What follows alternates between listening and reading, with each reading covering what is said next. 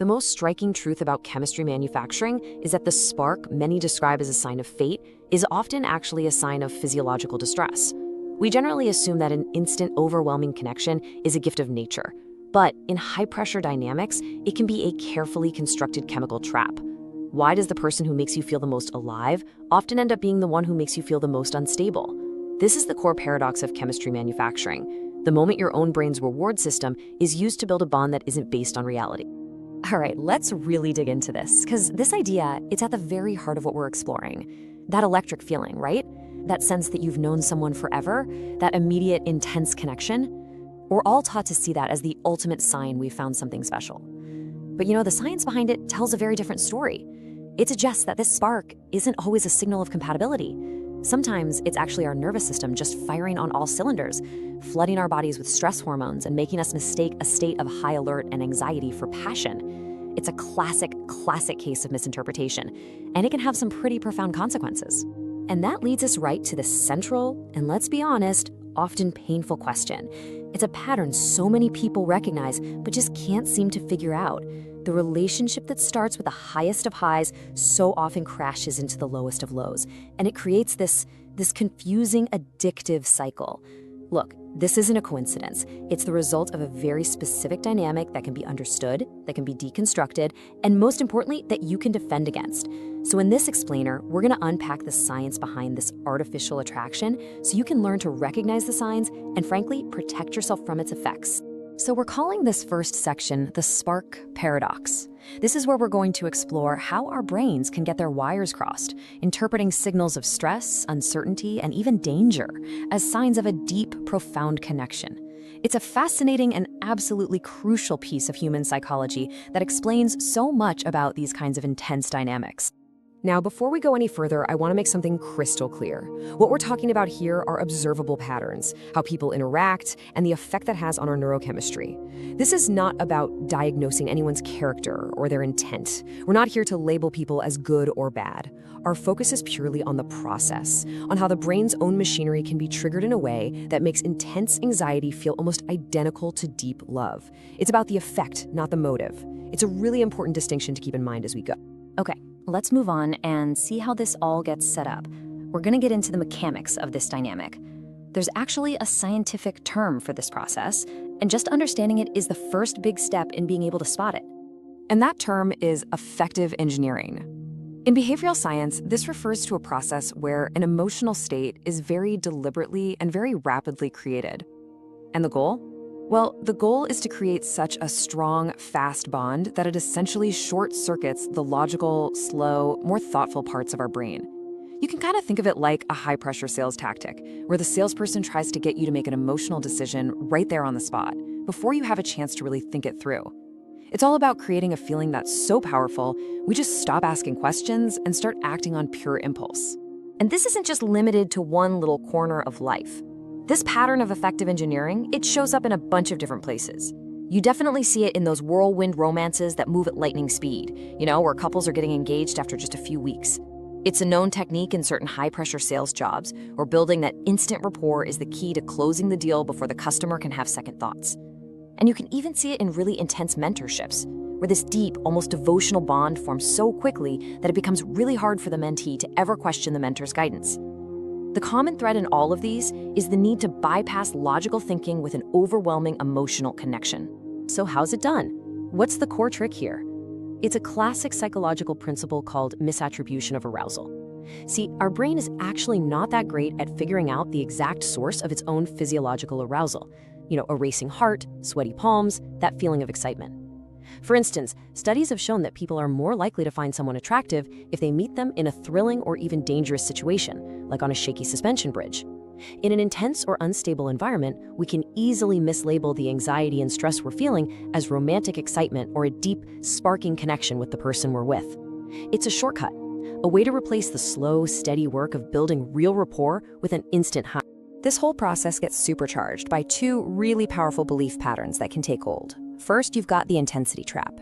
This is the mindset where all the drama, the arguments, the constant ups and downs, they're seen as proof of passion, of deep meaning. You might hear someone say something like, "We fight hard, but we love hard." A peaceful, stable connection might even start to feel, boring next to that. And second, there's the exclusivity illusion. This is that powerful feeling that this one person just gets you in a way no one else ever has or ever could. They might say things like, "You're the only one who understands me." And that creates this intense, isolating bond that makes it feel impossible to turn to anyone else for a reality check. And this brings us to the really serious stakes of this dynamic. We're not just talking about having an intense connection here. The process we're describing marks a fundamental shift.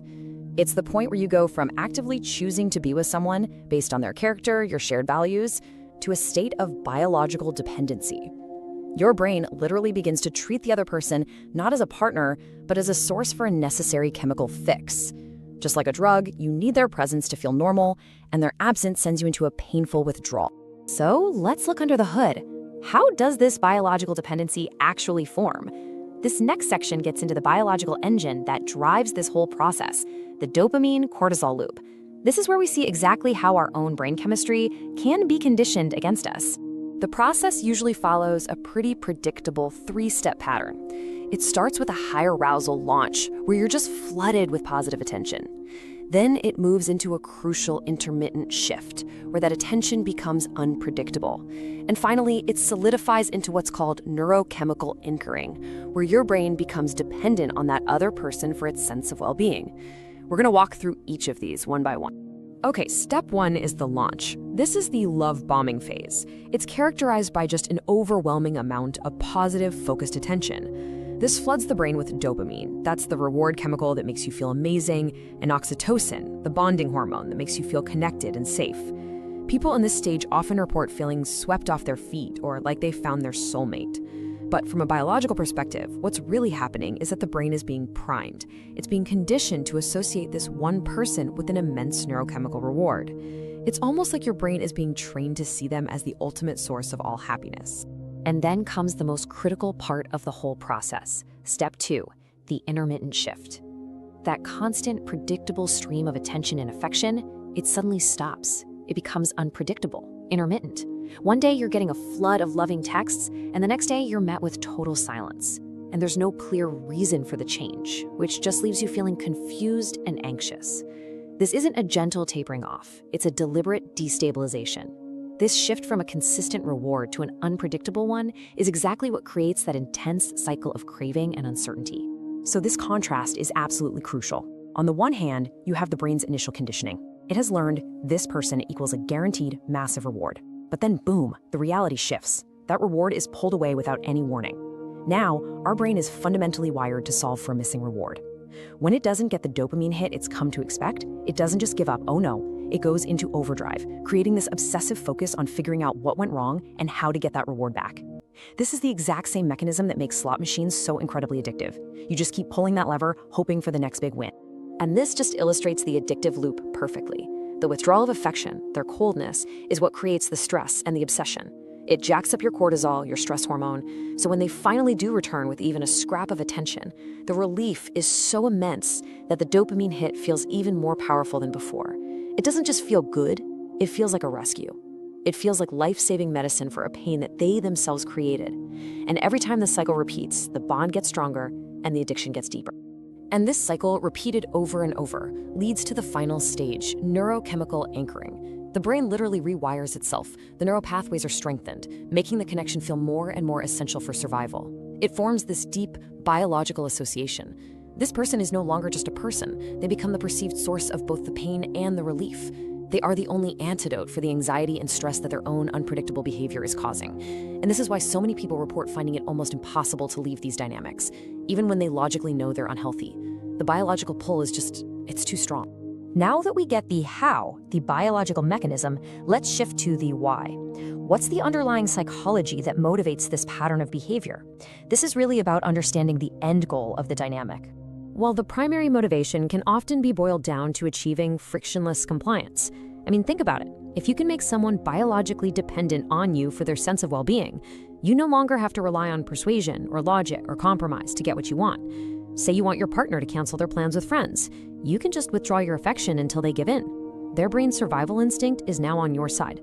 Control is achieved not through reason, but through the management of their neurochemistry. And this works so incredibly well because of another psychological principle, incentive salience. This is our brain's natural tendency to assign more value and more motivational power to rewards that are unpredictable or hard to get. Just think about how much more exciting it is to win a prize in a lottery than it is to get your predictable salary. A reward that's always there, it can become less exciting. But a reward that we have to work for, one that's tied up with high arousal and uncertainty, our brain becomes laser-focused on getting it. This dynamic exploits that tendency perfectly. So when you look at both sides of the dynamic, you start to see this kind of psychological lock and key. On one side, the goal is compliance through creating dependency, and on the other side, there's often a pre-existing vulnerability, a deep-seated need for high significance. This is the need to feel uniquely special, to be part of a bond that feels extraordinary. And this need can come from all sorts of places: childhood, past relationships. The manufactured intensity and that exclusivity illusion we talked about earlier, they feed this need directly, making the person that much more susceptible to the whole dynamic. And this is the profound impact of that biological dependency. It completely reframes a person's internal monologue. The rational, self-protective part of the brain that asks, is this relationship healthy? Is this person actually good for me?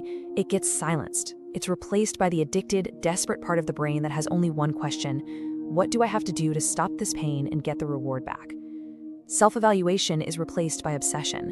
And this is so dangerous because it leads people to stay in relationships that aren't just unhealthy, but can be emotionally or even physically abusive. But knowledge of a system is the first step to freedom from it, which brings us to our final section: reclaiming neurochemical sovereignty. This is all about moving from being an effect of this process to an observer of it. It's about awareness and defense. The first tool is simple but incredibly effective: the Pace Audit. This is just a conscious check-in with yourself. First, you analyze the speed. How fast is this connection moving? Are you talking about the future after only a couple of dates?